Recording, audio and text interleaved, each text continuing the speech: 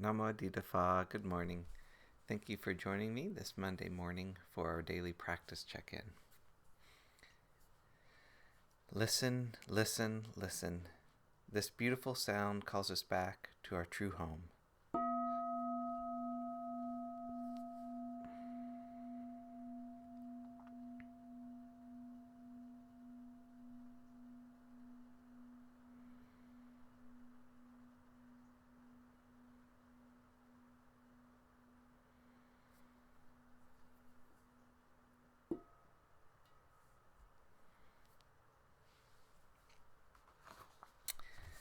Today we're reciting the first wonderful precept. Aware of the suffering caused by the destruction of life, I vow to cultivate compassion and learn ways to protect the lives of people, animals, plants, and minerals. I am determined not to kill, not to let others kill, and not to condone any act of killing in the world, in my thinking or in my way of life.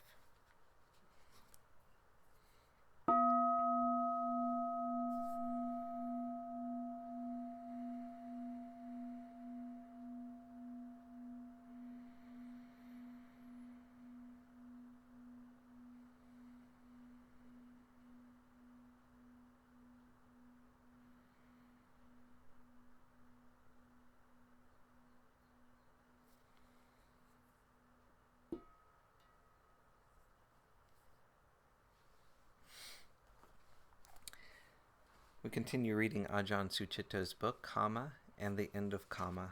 And we're ready for the section on Factors of Awakening, the work of release. What is often most disturbing about these tendencies, particularly when they occur in meditation, is that they appear as out-of-control states, where we become other than who we think we are. We can flood with infantile rage, or be the victim of irrational fears. This is because the tendencies are rooted at a reflex level, a psychological place that precedes our personality. Even a baby has these, so cultivating parami develops a personality to the point where we can have choice over whether we act upon them or not. But the tendencies in themselves remain as pre-personal potential in the mind. It's also the case that we're not always clear about what tendencies remain latent and unresolved. Most obviously, ignorance, loss of stable awareness, is a fundamental tendency that by definition we're not clear about. So we might feel quite balanced and at ease, but then, on interpreting a threat to our territory or feeling a loss of status, up springs ill will, conceit, fixed views, and so on. What is needed is a reference, a basis for action and introspection beyond the I am my mind scenario.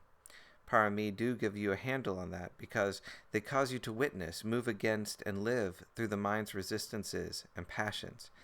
Then, if you stay focused at the place where the mind lets go, there's a sense of ease and spaciousness. You get a glimpse of non-clinging. It feels real and good. Then you wonder whether this is it, or why you don't just stay here.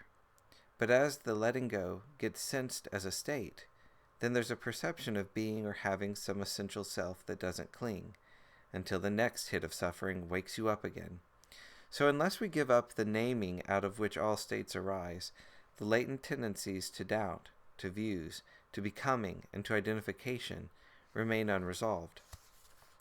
What is needed then is insight into the basis of name, through meditation, or more specifically, through the factors of awakening: mindfulness, investigation, persistence, rapture, ease, concentration, and equanimity. They bring purity of intent, a strong and rich steadiness to bear upon the push of clinging that forms out of ignorance, out of the loss of clear, aware presence. In practice, this comes down to maintaining mindfulness and investigation around the arising and passing of feeling, interpretation, or intention. When you see how they rise up and condition each other, you can realize this is all cause and effect. This is all kamma, not mine or yours. And as through persistence your meditation practice comes into steadiness, the activity of clinging starts to stand out.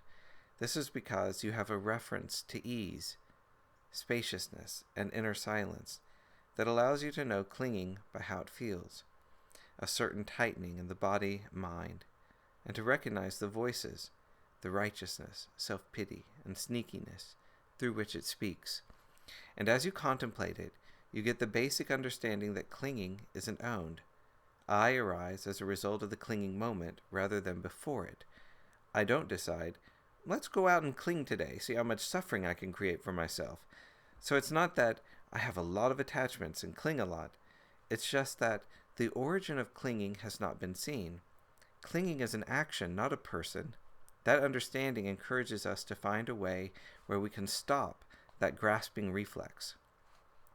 Rapture and tranquility are important in relaxing that grasp. They help to ease up one of the big issues of self. Can I feel good? But there's more to them than a little ease.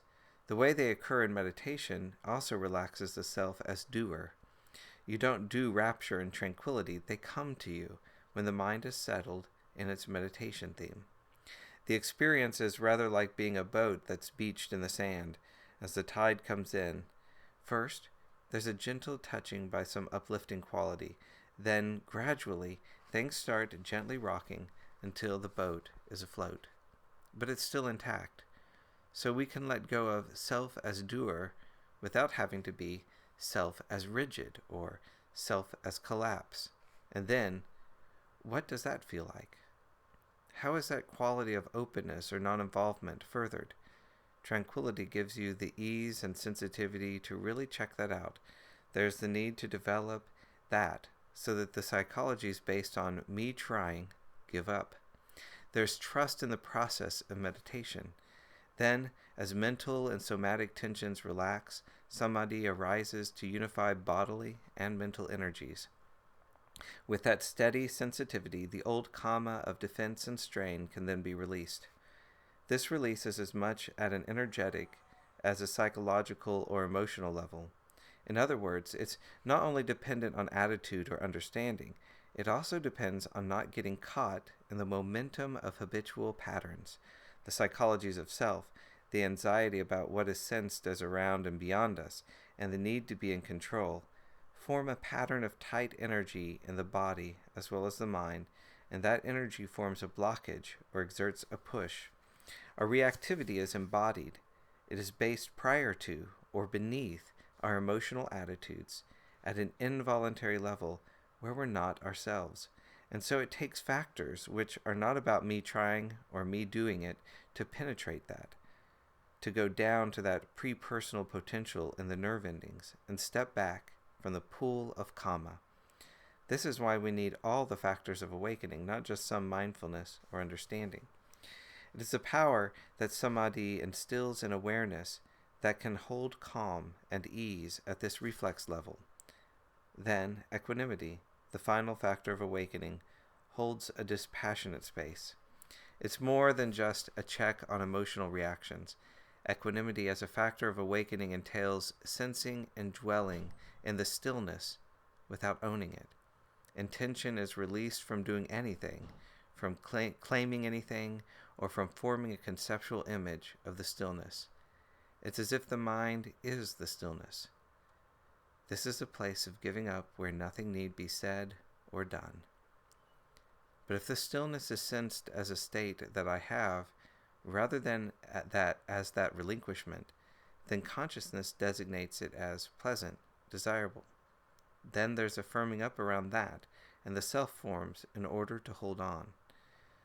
But by then, the ease and spaciousness has already waned, and as the psychological contractions take hold, suffering arises. So it's not just a clinging to sense input or systems or views that needs to be dissolved. It's a matter of dissolving the basis. This premise of ignorance is what the factors of awakening lead us to dissolve.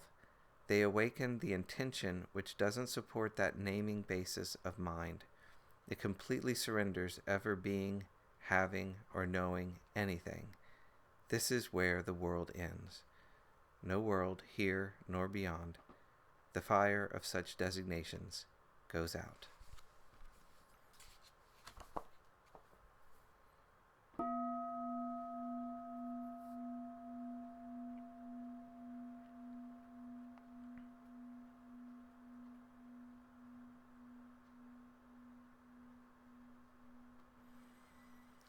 May all beings be well. May all beings be happy. May all beings be peaceful. Sadhu, sadhu, sadhu. Thank you for joining me this morning.